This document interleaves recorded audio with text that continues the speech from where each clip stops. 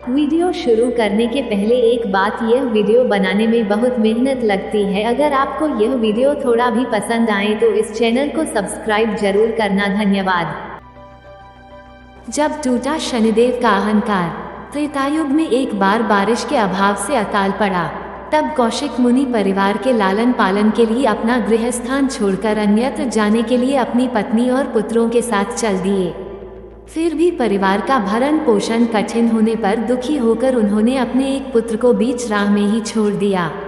वह बालक भूख प्यास से रोने लगा। तभी उसने कुछ ही दूरी पर एक पीपल का वृक्ष और जल का कुंड देखा। उसने भूख शांत करने के लिए पीपल के पत्तों को खाया और कुंड का जल पीकर अपनी प्यास बुझाई। वह बालक प्रतिदिन इसी तरह पत्ते और पानी पीकर और तपस्या कर समय गुजारने लगा। तभी एक दिन वहां देवर्षि नारद पहुँचे।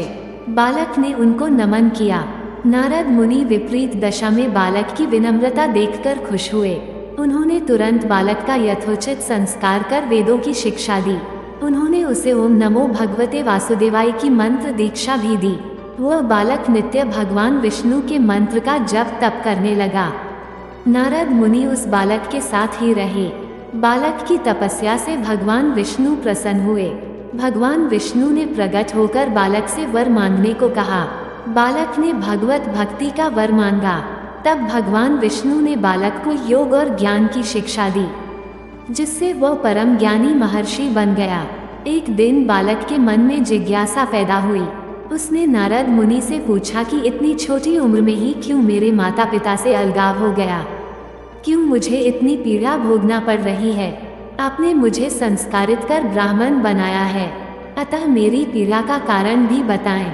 नारद मुनि ने बालक से कहा, तुमने पीपल के पत्तों को खाकर घोर तप किया है, इसलिए आज से तुम्हारा नाम पिप्पलाद रखता हूँ।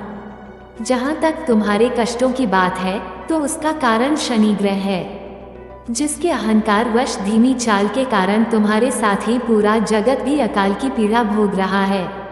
यह सुनकर बालक बहुत क्रोधित हो गया।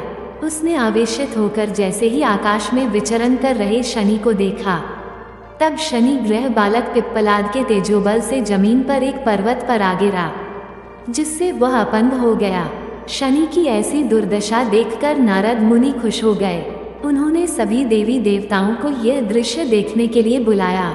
तब वहां पर ब्रह्मदेव सहित अन्य देवों ने आकर बालक पिप्पलाद के आवेश को शांत कर कहा कि नारद मुनि द्वारा रखा गया तुम्हारा नाम श्रेष्ठ है और आज से तुम पूरे जगत में इसी नाम से प्रसिद्ध होगे।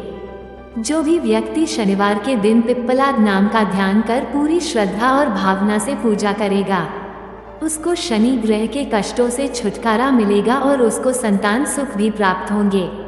ब्रह्मदेव ने साथ ही पिप्पलाद मुनि को शनिग्रह की शांति के लिए उनकी पूजा और व्रत का विधान बताकर कहा कि तुम धराशायी हुए शनि को अपने स्थान पर प्रतिष्ठित कर दो, क्योंकि वह निर्दोष हैं। पिप्पलाद मुनि ने भी ब्रह्मदेव के आदेश का पालन किया और उनसे शनिश्चर व्रत विधि जानकर जगत को शनि ग्रह की शांति का मार्ग बताया। इसलिए शनि ग्रह की शांति के लिए शनिवार के दिन पीपल के वृक्ष के साथ ही शनिदेव के पूजन की परंपरा है।